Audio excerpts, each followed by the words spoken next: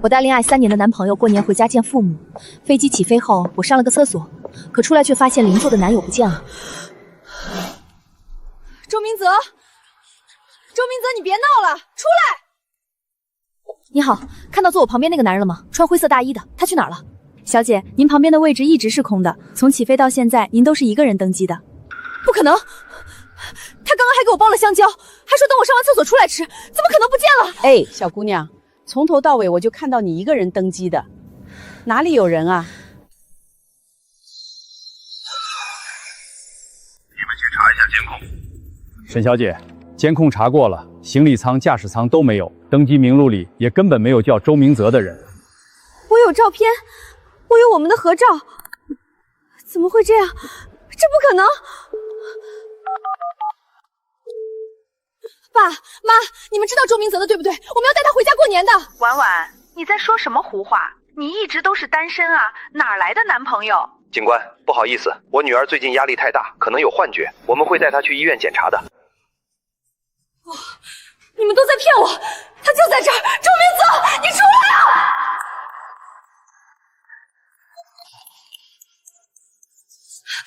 周明泽！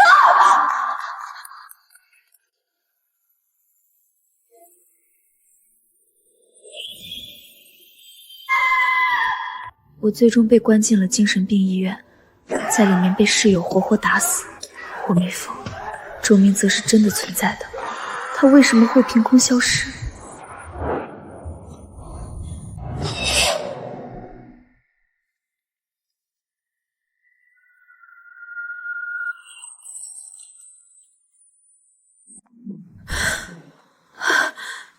我又回到了带周明泽过年回家见父母这天。婉宁，发什么呆呢？登机时间到了，咱们赶紧去检票吧。请前往 X 航班。我重生了，回到了一切悲剧发生前。明泽，要不我们别坐这趟飞机了，改签或者坐高铁。说什么傻话呢？现在是春运，哪还有票？这机票都是我们抢了3天才抢到的，要是退了，我们可就回不了家了。不行，上一世就是因为没人证明他存在，我才被当成疯子。这一世我一定要留下证据。明泽，我们要记录下这重要的一刻。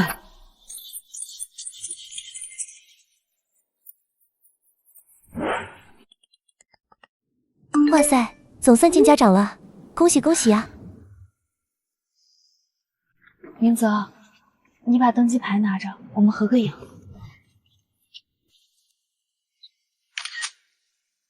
爸妈，我和明泽已经坐上飞机了，3小时后落地。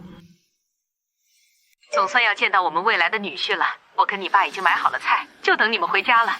各位旅客请注意，飞机即将起飞，请务必确认所有电子设备已调至飞行模式。对不起，这位女士，我立刻帮您处理。没事儿，我给女朋友擦擦就好。小姐，你男朋友真体贴。上一世你也是这么夸他的，可他失踪后，你却说我是独自登机。能请你跟我们合个影吗？我想纪念第一次带男友回家的旅程。当然可以。爷爷，您看我男朋友长得怎么样？我爸妈还没见过他，我有点紧张。小伙子长得很帅气，跟你非常般配，你爸妈肯定会满意的。谢谢爷爷，无论是语气还是眼神都非常自然，都没有任何排斥或者闪躲的意思。那问题出在哪儿？今天是我带男朋友第一次回家见父母的重要日子。我们恋爱3年，准备见完家长后就订婚。能在万米高空和各位同行，也是特别的缘分。所以我希望大家能给我们一点祝福，可以吗？恭喜啊，祝你们永远幸福！哇，小两口感情真好，祝你们百年好合。婉宁，你今天怎么回事？突然这么高调，搞得我都不好意思了。明泽，我只是太害怕失去你了。全机舱100多双眼睛都看着你，朋友圈有合照，空姐有合影，我就不信还能出什么问题。傻瓜，我这么爱你，怎么舍得让你失去我？你是不是想到马上要带我见到家长太紧张了？别瞎想，吃点东西，还有1个多小时飞机才落地呢。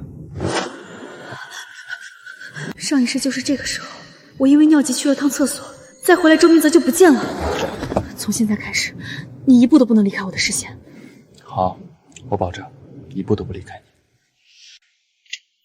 各位乘客请注意，飞机遭遇强气流，会有短暂颠簸，请系好安全带，抓紧扶手，不要离开座位。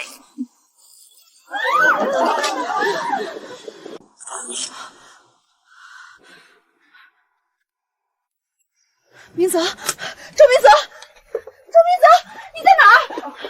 他人呢？刚才还坐在这儿的男人呢？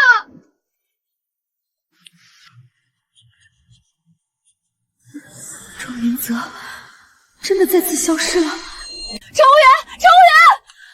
这位女士，怎么了？我男朋友不见了。刚才飞机颠簸的时候他还在，可是灯一黑他就不见了。这位女士，您是不是记错了？我们只看到您一个人登机，没看到过您男朋友啊。你怎么可能没见过我男朋友？你刚刚还跟他合照。不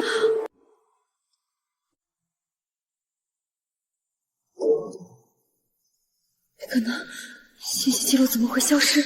这不仅仅是人的记忆被抹除，连物理痕迹都……这位女士，我不知道你说的合照是什么，但我真的没见过你口中的男朋友。现在飞机正在飞行，请您坐回座位，系好安全带。爷爷，你刚刚看到我男朋友对不对？你还夸他长得帅气，说我爸妈肯定会对他很满意。小姑娘，你在说什么？我什么时候夸过你男朋友？我连见都没见过他。从上飞机到现在，我就看你一个人坐这儿，旁边这个位子一直是空着的，根本没人坐过。这怎么可能？你刚刚明明亲口夸过他的。我男朋友一直跟我在一起，你不可能没见过。小姑娘，我也记得你刚刚就是一个人上的飞机啊。你旁边的座位从头到尾就没坐过人，哪来的男朋友？你是不是因为飞机颠簸吓到了，所以精神错乱产生幻觉了？你们刚才都给我和我男朋友鼓掌祝福，说祝我们百年好合早生贵子的啊，你们都忘了？祝福没有啊？刚刚飞机上一直很安静啊，哪有人说什么祝福？小姑娘，我看你脸色不太好，要不你坐下来好好休息休息。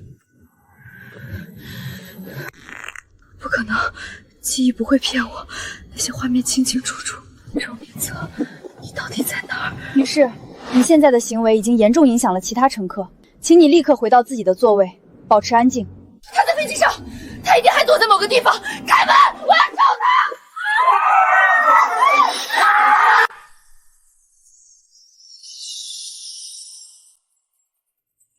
吴队长，就是这个人，明明是一个人登机的，非得说自己有个男朋友消失在飞机上了，还不听劝阻，在飞机上闹事，干扰其他乘客。警官，我没有闹事，我在找我男朋友，他叫周明泽，他确实跟我一起上了飞机，可现在却不见了。他现在肯定还在飞机上，我求求你们帮我找找他。仔细搜，每一个缝隙都不要放过。我们已经里里外外把飞机搜了个遍，就连所有乘客的行李箱都一一查看了，并没有找到你口中的男朋友。这不可能，他是个大活人，怎么会凭空消失？不仅是人没找到，登机系统里这一航班根本没有叫周明泽的乘客。照片我发过朋友圈，发过家族群，虽然记录消失了，但我爸妈一定看到了，他们能证明。好，我现在就联系你父母核实。什么照片？我没看到过啊！而且我女儿一直单身，从来就没谈过男朋友啊！妈，你在说什么？你不是知道我跟周明泽恋爱3年，还等着我带他回家见你们吗？婉宁，你在胡说什么呢？我跟你爸年年催你找男朋友，你都说自己不想谈恋爱啊！你这么多年一直单着，怎么可能有个谈了3年的男朋友？上一世也是这样，全世界都在抹除他的痕迹，但这辈子我明明留了证据。我朋友可以作证，我发过朋友圈的，他们都知道我今天跟男朋友一起登机，要带他回家见家长。去核实沈小姐提供的几个核心好友名单。什么朋友圈？我没看到过啊！婉宁可是我们圈子里出了名的母胎单身，她怎么可能有男朋友？我跟她从小就认识，压根就没听说过她有男朋友的事儿，更别说发朋友圈秀恩爱了，这根本不可能啊！不可能！我明明看着你们祝99，看着你们说恭喜，你们都在撒谎！沈小姐，所有联系人，包括你的父母，都证实你这3年从未有过恋爱史，聊天记录都不见了。这到底是怎么回事？看来这人就是脑子有问题，臆想出了一个根本不存在的男朋友，还在飞机上大吵大闹。对呀，连他爸妈和朋友都亲口承认他压根就没有男朋友，更没看到过什么朋友圈照片，他怎么好意思在大呼小叫的找男朋友？真是晦气！大过年的我还赶着回家呢，结果碰到这么个精神病，严重耽误了我的行程。行了，带走吧，联系当地精神卫生中心做个全面评估。不，他真的存在！周明泽，你到底在哪儿？难道真的是我疯了？这3年的温存，难道全是我的幻觉？张小姐，飞机到底什么时候能再起飞？我是个外科医生，省外有一台加急手术等着我主刀，人命关天啊！你说你是医生？对，怎么了？我知道了，我知道我男朋友在哪儿了。原来真相一直就在眼前，这一切比我想象中的还要残忍。沈婉宁，到底怎么回事？你刚才说你知道男朋友在哪儿了？他就在飞机上。架舱行李舱鬼把这架飞机厕所座位底下连所有乘客的行李箱都一一打开翻看了，根本没有你男朋友的踪迹。他要是真在上面，我们怎么可能找不到？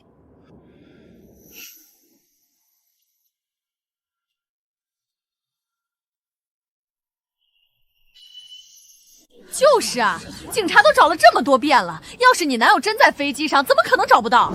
我看他就是又犯病了，在这胡说八道。别听他瞎扯，拖延时间了，我还赶着回家吃晚饭呢，赶紧把这个神经病带走。这位女士，飞机上的每一个角落我们都配合警方仔细查找过了，确实没有你口中的男朋友，而且你家人和你朋友也证实了你根本就没有男朋友。我们的飞机已经因为你的个人原因耽误1个小时了，你也看到了，大家都赶时间，麻烦你接受现实，配合警方的安排，不要再影响我们的飞机重新起飞了，行吗？接受现实？什么是现实？是你们众口一词的否定，还是那些凭空消失的照片？不，现实是我跟他真真切切谈了3年，是他当着我的面在这架飞机上人间蒸发。我接受了现实，所以我才更要揭穿真相。我先给你们讲个故事吧。你疯了吧？大家都赶时间呢，哪有功夫听你在这讲故事？就是一个精神病的故事，我可不感兴趣。吴队长，你赶紧把这小姑娘带走吧，我那台手术的病人真的等不及了，可别让她耽误飞机重新起飞啊！急着走，我知道你为什么急着走，可我偏偏不能让你如意。就几分钟，如果我说完，你还要抓我去医院，我绝无二话，我绝无二话。这跟你男朋友在哪儿有什么关系吗？当然，听完你就什么都明白了。你说，我和周明泽是在一个雨天认识的。那天我加完班打不到车，又冷又饿，觉得自己快要被黑暗吞没了。没带伞吗？雨这么大，别感冒了。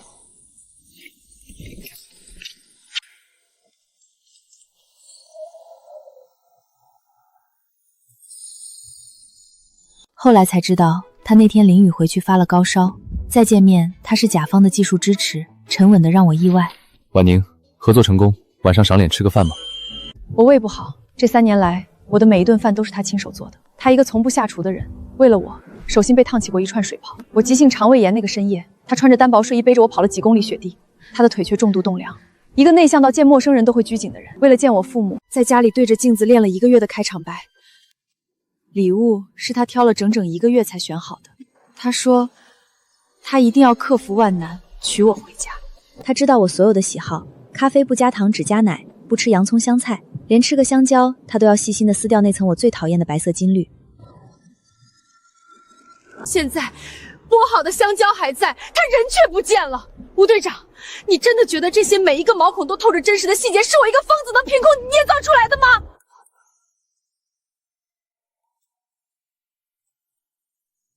看他这样，确实不像是在胡编乱造啊，很多细节听上去就像是真实发生过的，而且他那一脸怀念的样子也很真。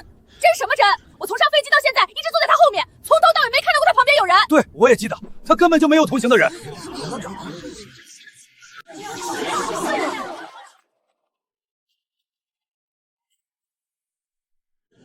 沈婉宁，你的故事很真切，但是办案讲究证据。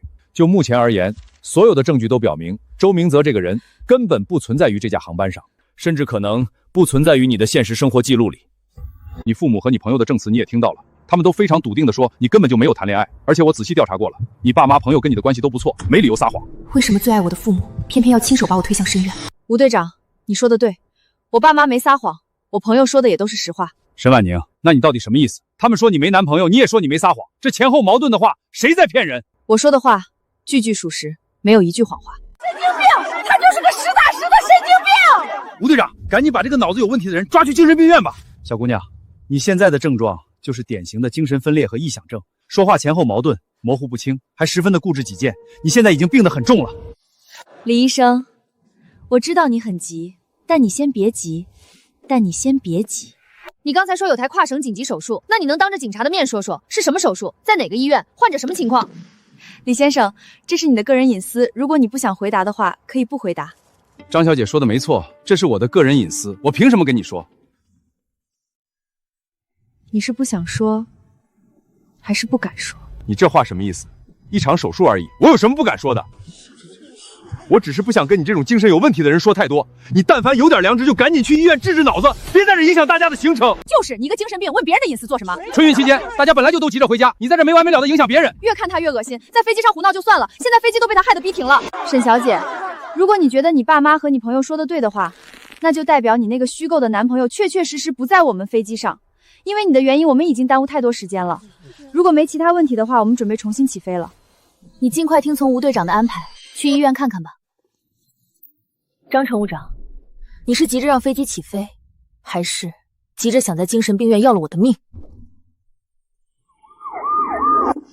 沈小姐，我不知道你在说什么，请你不要在这里血口喷人，干扰警方办案。血口喷人？张乘务长，你和这位李正民医生真的只是普通的空乘与乘客关系吗？张乘务长、李医生，你们确实不认识。吴警官，你别听这疯子胡说，我一个医生怎么会认识航空公司的空姐？吴队长，既然他们不肯承认，那就请你辛苦一下，给后台打个电话，核实一下这位张乘务长的家庭背景，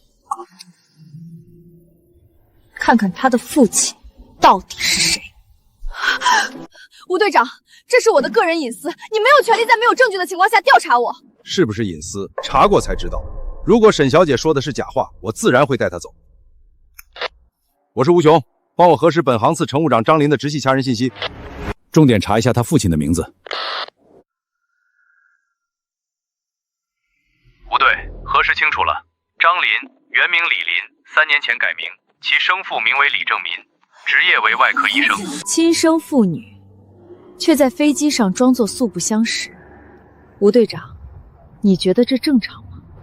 李医生，现在你还有什么好解释的？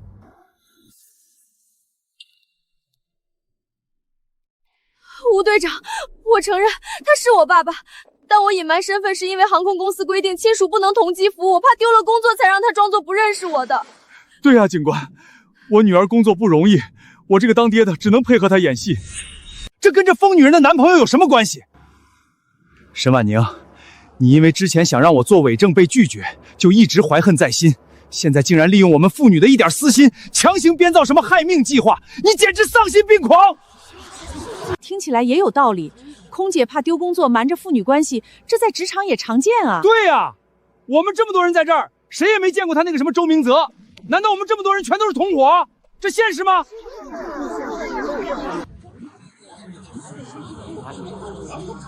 沈小姐，父女关系虽然隐瞒了，但这确实不足以证明他们有谋财害命的动机。你还有别的证据吗？吴队长，你看他们在撒谎，虽然口口声声说不认识，但刚才吴队长核实身份时，这几个乘客的眼神第一时间是看向李正民寻求指令的。张林，你刚才说我诬陷你，那你敢不敢当着吴队长的面把你的领口拉低一点，让我们看看你脖子上那给藏的是什么样？怎么不敢让人看吗？还是说你怕吴队长发现那里面装的是强效抗排异药物？你胡说，这只是普通的装饰品！你这个疯子，凭什么送我的伤？陈婉宁，你简直是胡言乱语！我女儿身体健，吃什么药？你少在这里转移话题，试图掩盖你精神失常的事实。身体健康，吴队长，你看他的脸色，嘴唇发紫，呼吸频率明显高于常人，这是典型的先天性心脏病晚期症状。张林，你急需一颗匹配的心脏进行移植，而我就是那个被你们选中的适配者。我女儿被你气病了，我要带她去医院。吴警官，请你立刻让开。李医生，既然沈小姐提出了质疑，为了洗清嫌疑，也为了张小姐的健康，请配合我们进行现场检查。医生，麻烦给这位张小姐做个初步的心脏听诊，看看是否有异常。不准碰她！你们这是非法执法，我要投诉你们！总部，我是吴雄，现怀疑本航次存在重大刑事隐患，下令暂停飞机起飞，所有人员原地待命，封锁现场。张林，这颗心脏这辈子你别想拿走。沈小姐，你刚才说的拳击共谋和摘心计划确实惊悚，但有一个逻辑漏洞，你必须解释清楚。吴队长，请讲。刚才我亲自拨通了你父母和好友的电话，他们都非常笃定地告诉我，你这3年一直单身，根本不认识什么周明泽。难道你的亲生父母、最好的闺蜜也全都是李正民雇来的演员，全都在合伙骗你们？听到了吗？连你最亲的人都说没见过那个人。沈婉宁，你就是个彻头彻尾的疯子，你活在自己的幻想里，还要拉我们陪葬。不，我父母没撒谎，我朋友说的也都是实话。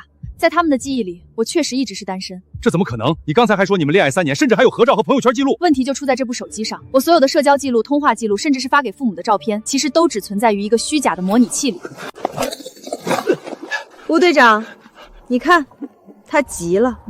周明泽，你以为调包了手机就能抹除一切吗？你太小看我重活一世的决心了。沈小姐，如果这部手机真的有问题，我会让技术科立刻介入。沈小姐，这手机里的相册确实是空的，朋友圈也没有任何关于周明泽的动态。你说的模拟器到底是怎么回事？吴队长，出门前周明泽借口帮我贴膜，其实已经把我的真手机调包了。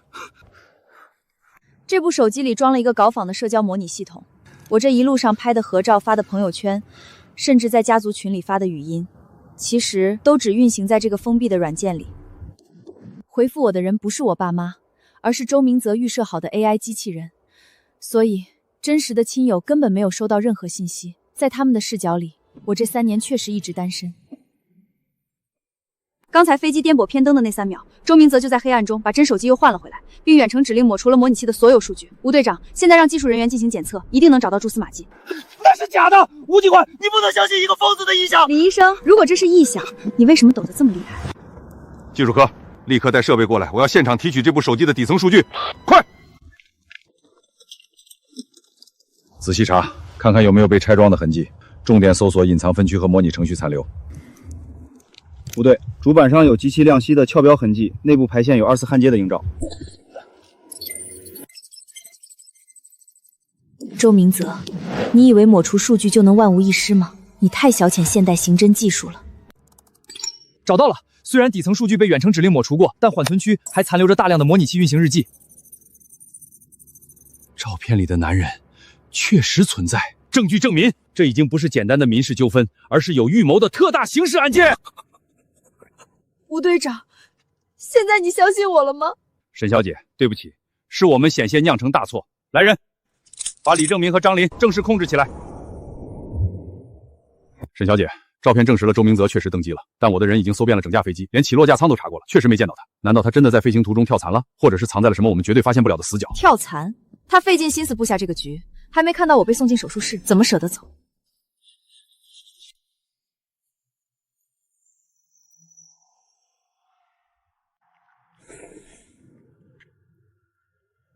吴队长，你找错方向了，他不需要藏在死角，他就在这儿，就在我们所有人的眼皮子底下。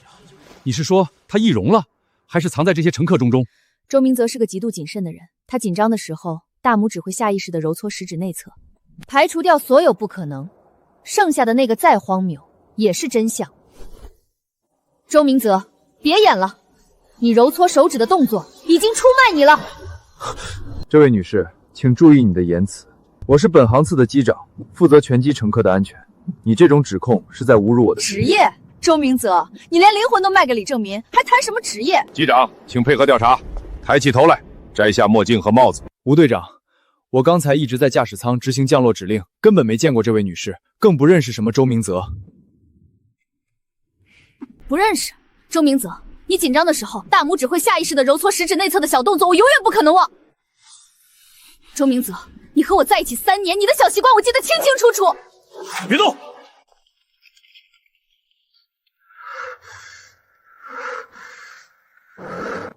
抬起头来，摘下帽子。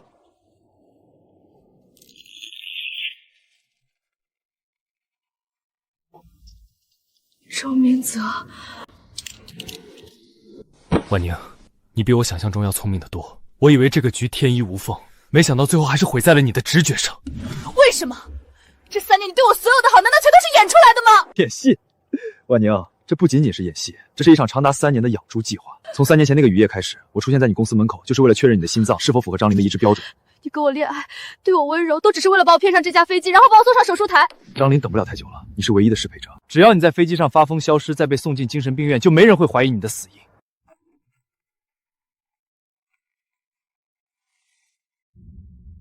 周明泽，你亲手杀死了那个爱你的沈婉宁。周明泽，事到如今，把你们的组织结构和分工全部交代清楚。交代？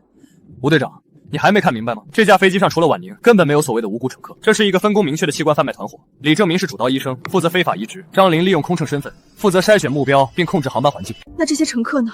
他们为什么要帮你们演戏？他们有的是职业医闹，有的是拿钱办事的群演。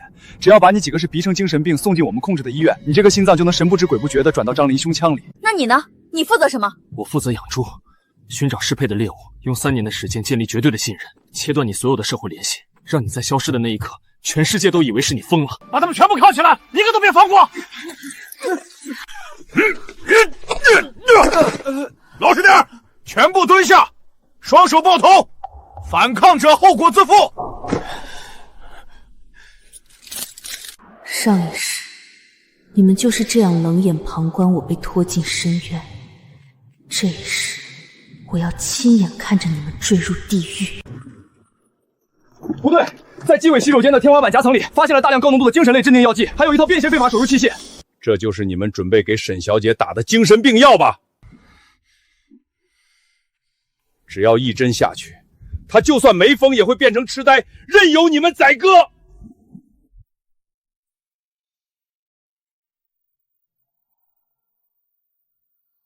周明泽，看着这些东西，你还想说你对我有一丝真情吗？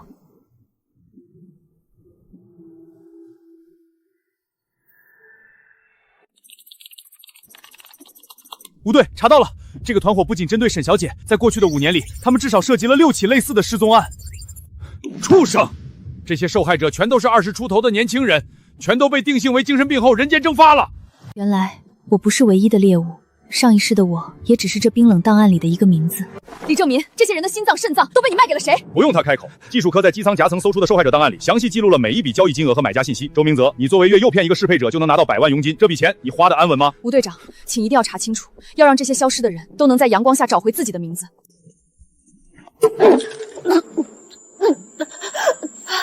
救我，心脏好痛！医生，快救救我女儿！她受不了刺激，她的心脏要停了！快，先救人！吴警官，我求求你，只要能救活她，我什么都找。所有的罪都是我一个人干的，跟她没关系，她只是想活下去啊！想活下去？那些被你摘了心脏的年轻人，难道就不想活下去吗？沈小姐，我会派2组护卫24小时轮班监护，只要她还有一口气，就必须接受法律的审判。他活不长的，那颗不属于他的心，永远不会在他胸膛里安稳跳动。婉宁，如果我说这3年里，我有那么一刻是真的想带你回家见父母，你信吗？周明泽，事到如今，这种廉价的深情演给谁看？我知道你不信。10年前，我妹妹也是因为适配被这个团伙带走的，为了保住她的命，成了李正民手里最锋利的那把刀。被迫参与，这就是你心安理得伤害我的理由吗？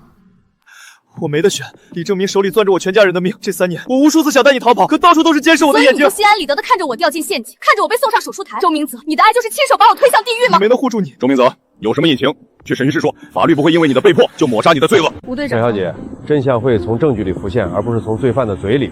沈小姐，现在请你平复情绪，把整件事的来龙去脉详细跟我们说一遍。吴队长，我知道听起来很荒谬，但我确实经历过一次死亡。上一世我没能一点准备，周明泽突然消失，让我方寸大乱，最后在飞机上被他们指认为精神病。落地后，我被直接送进了李正民控制的秘密病院。在那里，我被李正民亲手剖开了胸膛。重生回来后，我做的第一件事就是留下证据。我故意在朋友圈高调秀恩爱，故意拉着空姐合照，就是为了测试他们抹去痕迹的手段。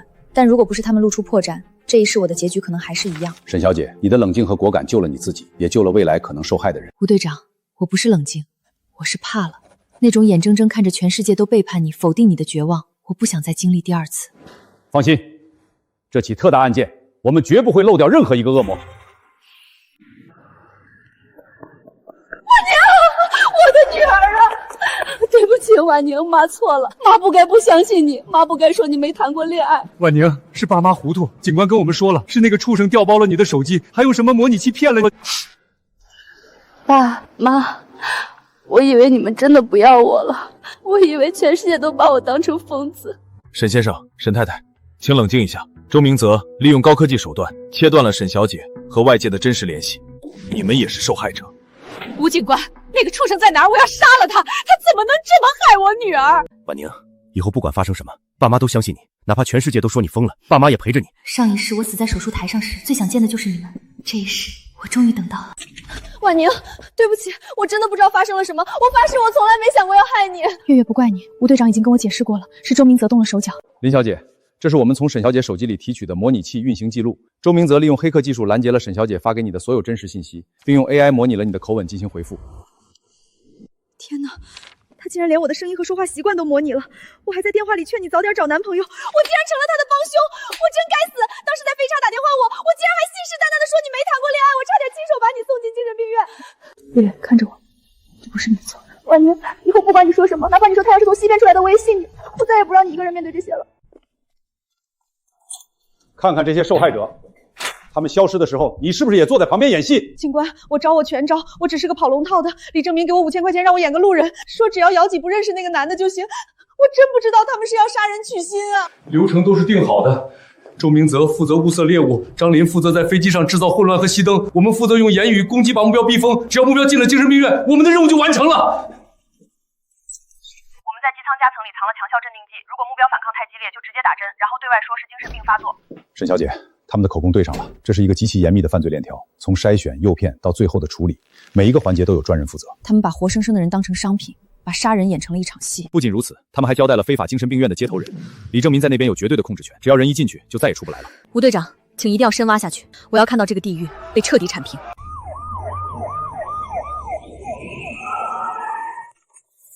行动！封锁所有出口，一个都别放过！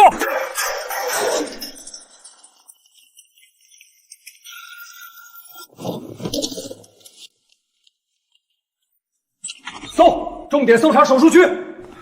吴队，找到了，这里不仅有非法手术记录，还有完整的器官买家名单和巨额转账记录。李正民利用这家病院做掩护，把这里变成了他的私人屠宰场。这些受害者被送进来后，会被注射大剂量致幻药物，让他们彻底失去反抗能力，直到被推上这个台子。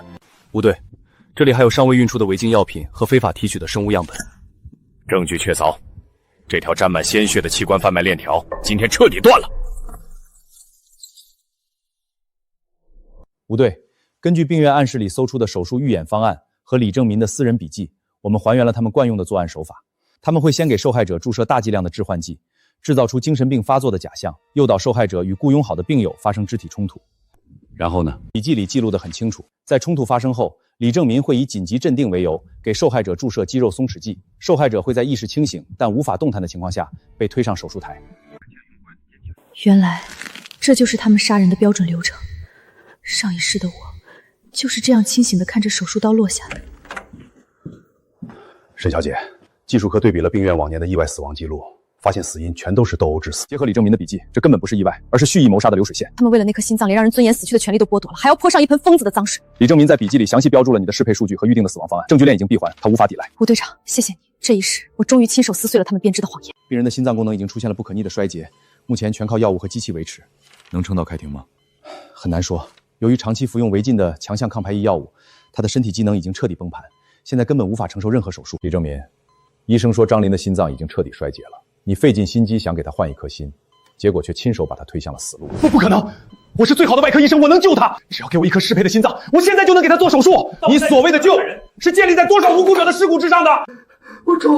我全招。除了沈婉宁，还有3年前那个大学生，5前那个打工妹，他们的心脏每一笔我都记在账本里。你们拿去，我全都认，全部记下来，一个字都不要漏掉。周明泽，李正民已经全部交代了。作为他的头号猎头，你身上背的人命债足够你死10次了。吴队，我知道我罪无可赦，但我手里还有你们不知道的东西，我想戴罪立功。李正民只是这个链条里的加工厂，是那些隐身在医疗行业的保护伞和跨国器官买家，他们有一个专门的加密联络平台，所有的订单、打款路径和运输渠道都在里面。没有我的动态号令，你们就算黑进服务器，也只能看到一堆乱码。你为什么要现在才说？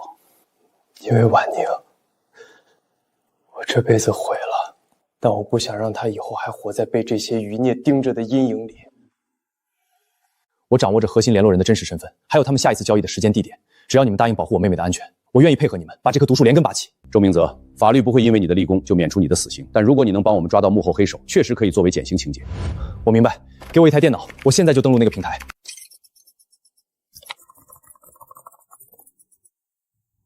就是这个地址，这是他们隐藏在医疗器械贸易公司背后的核心服务器，所有的买家信息和保护伞名单都在这里。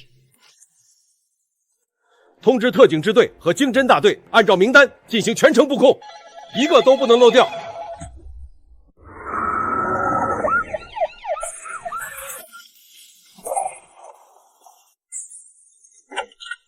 全部带走！你们以为躲在背后就能只手遮天吗？吴队，所有核心成员已全部落网，服务器数据已完整提取，这条隐藏在医疗行业的保护伞被彻底捣毁了。这起案件终于要画上句号了。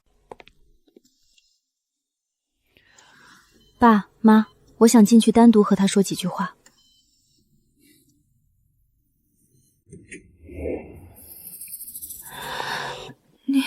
你是来看我怎么死的吗？我是来告诉你，李正明已经全部招了，那些被你们害死的人，他们的名字，今天终于被刻在了卷宗里。对不起，我只是太想活下去了，我利欲熏心，我该死。张林，为了让你活，你父亲亲手毁了无数个家庭，这颗不属于你的心，你受不起，法律也容不下。我不会原谅你，但我也不再恨你了。剩下的债，让法律去算，让天意去收。李正民，医生说你女儿已经出现了多器官衰竭，她随时可能撑不住。吴警官，我全都招了，所有的计划都是我一个人制定的。求求你，看在我全部交代的份上，能不能放过我女儿？她只是想活下去，她是被我教坏的。放过他！李正民，你作为医生，难道不知道法律的底线吗？这些被你摘了心脏的年轻人，他们也有父母，他们也想活下去。你凭什么觉得你女儿的命比他们的高贵？我错了，我真的错了，只要能救体命，让我下地狱都行。求求你们，给他找个合法的供体，别让他死在病床上。李正民，法律是公正的。张林作为团伙的核心成员，利用空乘身份控制航班，参与诱骗，他必须承担属于他的法律责任。至于他的病，医院会尽力救治，但你想用罪恶换取他的自由，绝无可能。经查实，犯罪嫌疑人李正民、周明泽等涉嫌故意杀人罪、非法组织贩卖人体器官罪、伪证罪等多项重罪，证据确凿，现依法对其执行刑事拘留。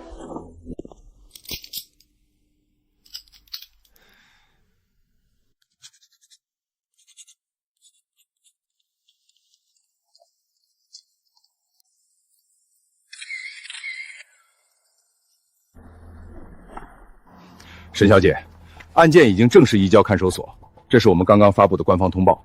这起特大器官贩卖案终于真相大白了。吴队长，谢谢你们。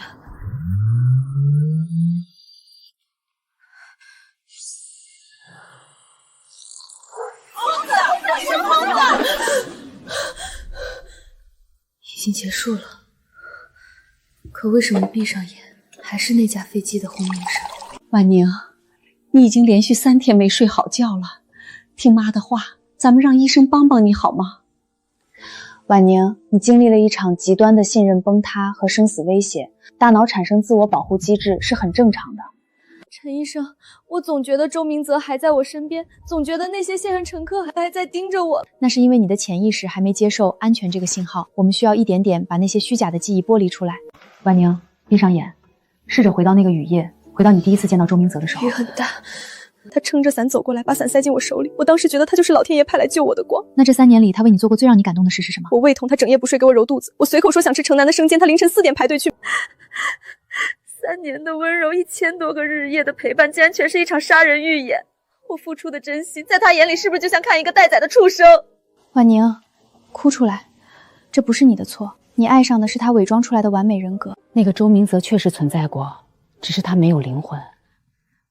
我恨他，可我更恨那个傻傻相信他的自己。我把恶魔当成真爱，还差点因为他死在手术台上。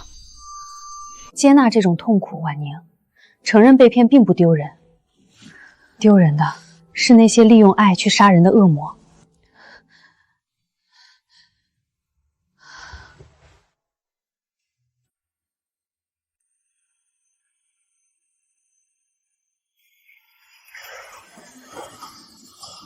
心率掉到40了，准备出战衣，快！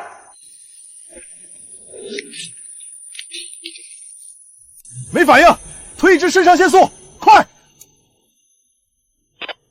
吴队，嫌疑人张林出现急性心衰，医院正在全力抢救，目前已下达病危通知书。李正民，医院刚传来的消息，张林进抢救室了，医生下了病危通知书。不可能，不可能！我是医生，我给他用了最好的药，他能撑住的。最好的药，你给他用的是违禁的强项激素，那是透支他的生命。现在他的心脏已经彻底停保了，救他！吴警官，我求求你救救他，用我的心把我的心脏还给他。李正民，你到现在还不明白吗？罪恶换不来生命。陆检，这是本案全部的侦查卷宗，包括李正民的手术记录、周明泽的诱骗口供，以及秘密病院搜出的相关名单。吴队，辛苦了，这起案件影响极其恶劣，我们已经成立了专门的公诉小组，证据链已经完全闭环。从筛选猎物到非法摘心，再到伪造死亡证明，每一个环节都有物证和人证支撑。故意杀人罪、非法组织贩卖人体器产罪、伪证罪，数罪并罚。我们会以最高年轻对所有嫌疑人提起公诉。沈小姐，案件已经正式进入司法程序。作为本案的核心受害者和关键证人，我们需要你出庭作证。陆检察官，我一定会去，我要亲口告诉法官，他们是怎么把活生生人变成商品的。沈小姐别担心，法律会还你一个公道，也会还那些消失的受害者一个公道。正义的审判即将开始，沈小姐，请做好准备。要是实在受不了，咱们就不去了。妈怕你当众回应那些事儿，心里的伤口又要裂开。是啊，律师说你的证词已经很详尽了，出庭不是强制的。爸不想看你再面对那2个罪犯。爸妈，我必须去。如果我不站出来，那些被李正民害死、名字都没留下的受害者，谁替他们说话？我要亲眼看着周明泽和李正民接受法律的审判。我要亲手终结这场噩梦。婉宁，想象你站在法庭上，对面坐着周明泽。记住，现在你不是待宰在猎物，你是审判他们的正义之剑。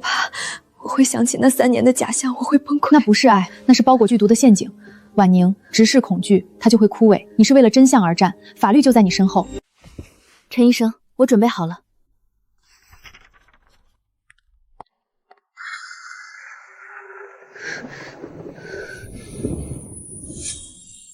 沈小姐，别怕，很快你的心就能在张琳身体里跳动。婉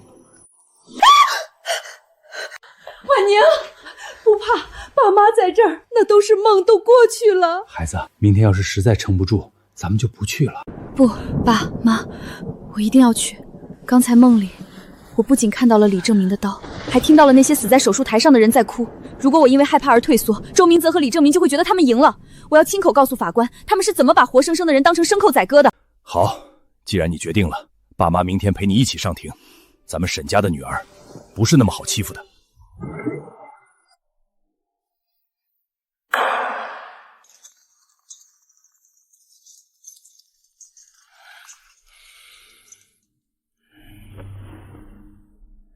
请证人沈婉晴陈述案发经过。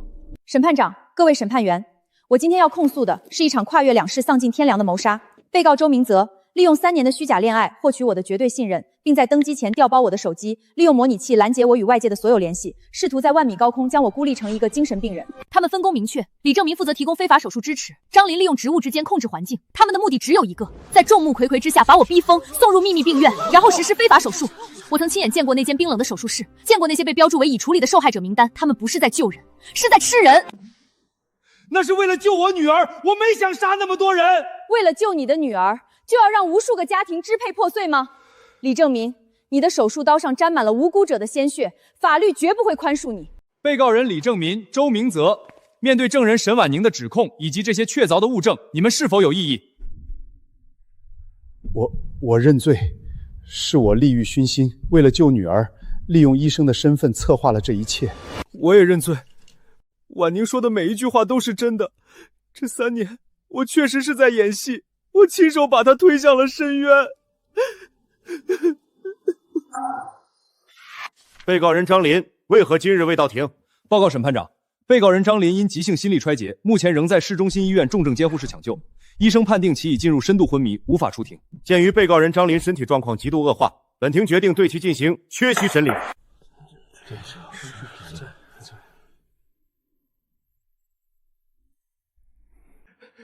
法官大人，我所做的一切真的只是为了让我的女儿活下去。她才20多岁，她不该死啊！肃静！接市中心医院紧急通报，被告人张琳因多器官功能衰竭，经抢救无效，已于10分钟前确认死亡。不可能，我是医生。我给他用了最好的药，他怎么会死？琳琳，爸爸害了你啊！我杀了那么多人，最后还是没能留住你。李正民，你算尽机关，甚至不惜用他人的命去填那个无底洞，可你忘了，罪恶种下的因永远结不出活命的果。被告人李正民，请控制情绪，庭审继续。经本庭审理查明，被告人李正民、周明追长期组织领导人体器官贩卖犯罪团伙，手段极其残忍，社会影响极其恶劣。被告人李正民犯故意杀人罪、非法组织贩卖人体器官罪，数罪并罚，判处死刑，剥夺政治权利终身。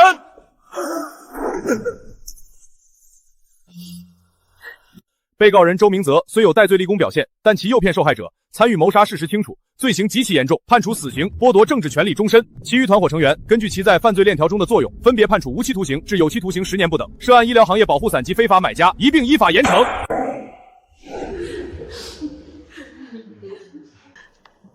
婉宁，听到了吗？死刑，那个畜生判了死刑，咱们赢了，咱们真的赢了。孩子，从今往后，再也没人敢说你是疯子，再也没人能伤害你了。结束了。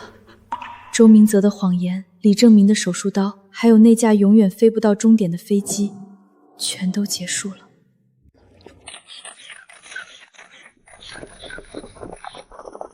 沈小姐，感谢你的勇敢。如果没有你，这个恶魔团伙可能还会潜伏很久。吴队长，谢谢你们，是你们让正义没有再次缺席。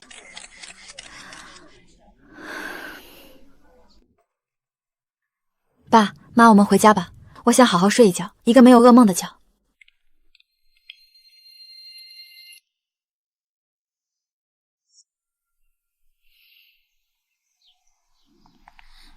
婉宁，妈帮你一起弄吧，这些晦气东西早该扔了。妈，不用，这些谎言是我亲手带进来的，我要亲手把它们清理出去。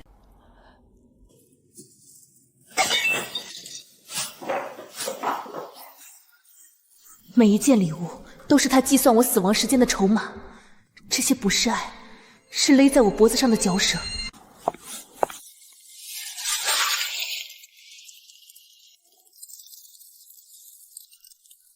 周明泽，3年的深情，2世的噩梦，今天我全部还给你。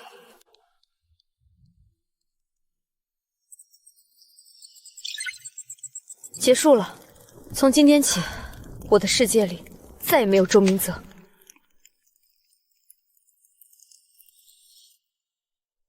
婉宁，真的要走吗？要不跟爸妈回家吧，在家里爸妈能照顾你，换个生地方妈不放心。孩子想出去闯闯是好事，这城市到处都是那个畜生的影子，留下来只会让婉宁反复想起那些噩梦。妈，我不是逃避，我是想去拥抱新的生活。在这里，我永远是那个差点被摘心的受害者。我想去一个没人认识我的地方，重新做回沈婉宁。爸，工作调动已经办好了，那边分公司正好缺人。我想证明，没有周明泽，我一个人也能活得很好。拿着，在那边别委屈了自己。要是想家了，随时回来，爸妈永远是你的后盾。上一世，我死在冰冷的手术台上，连跟你们告别的机会都没有。这一世，我终于可以带着你们的爱，走向阳光。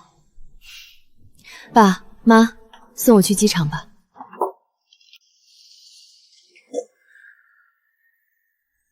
新城市，新空气，沈婉宁，你可以的。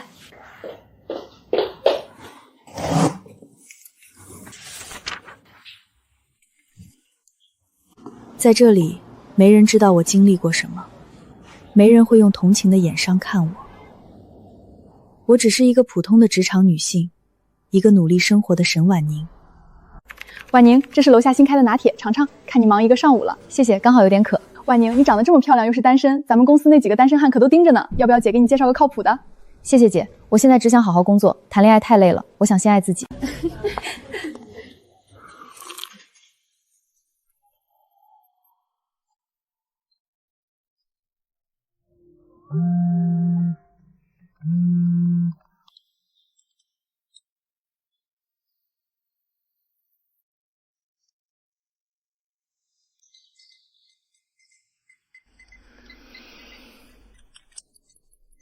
没有坠落感，没有手术刀的冰冷，也没有那些扭曲的笑脸。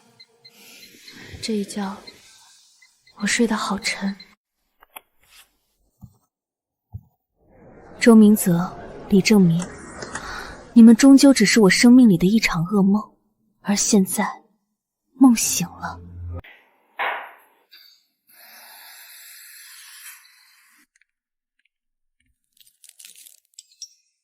婉宁在那边吃的好吗？昨晚梦见你了，看你笑得开心了。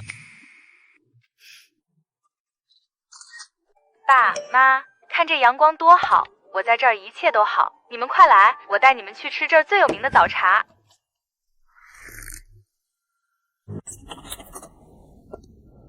那些罪恶已经被定在过去，而我的未来才刚刚开始。